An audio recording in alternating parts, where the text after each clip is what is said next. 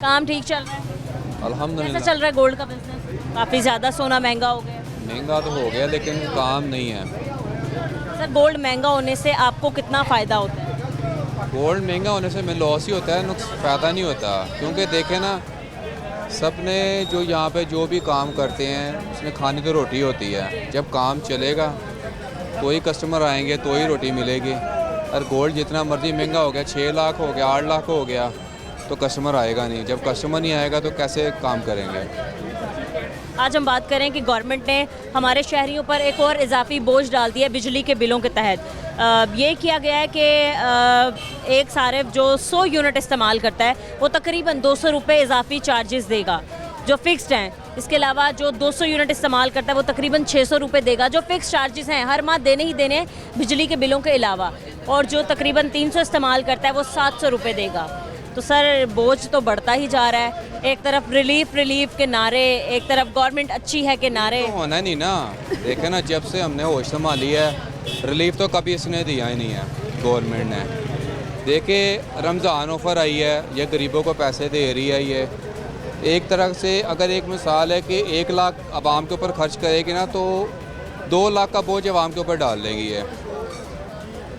ये हुकूमत जो है ना, ये रिलीफ देती है लेकिन जो हकदार है उसको पहुंचता नहीं है, जो हकदार नहीं है उसको पहुंच जाता है।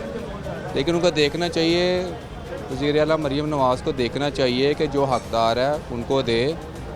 उसे ये हम गुजारिश करते हैं कि आपको सर ये क्या लगता है कि ये जो फैसला किया गया फिक्स चार्जेस का, ये क्यों किया गया? ये किसकी वजह से किया गया? इसकी वजह ये है ना कि इसने जो आवाम को रिलीफ दिया है, जो इसने रमज़ान ऑफ़र किया है, पैकेज किया है, उसने कहाँ से निकालने हैं? अपनी पॉकेट में से तो इन्होंने देने नहीं हैं। अपनी पॉकेट में से कौन देगा? आप देंगे?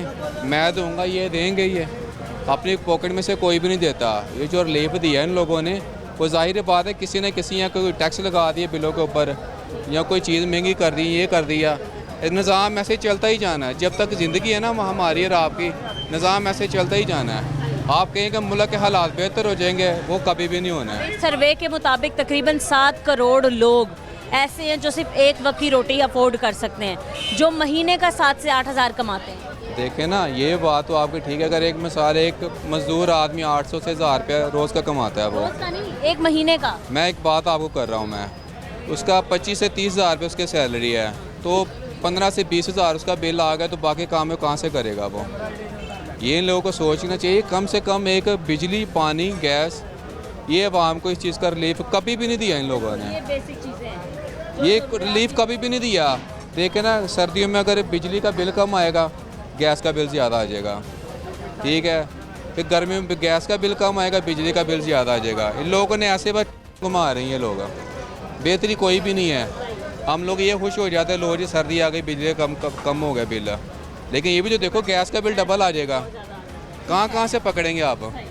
कहीं से भी नहीं पकड़ सकते आप। आपने इनकी बात सुनी, यही कहना है इन हजरात का, इन भाई साहब का, कि अगर तो गवर्नमेंट ने रमज़ान में रिलीफ दिया है तो बिजली का इजाफी बोझ डाल के या बिजली के बिलों में इजाफी बोझ डाल के वो तमाम चीज़ें पूरी भी कर ली हैं।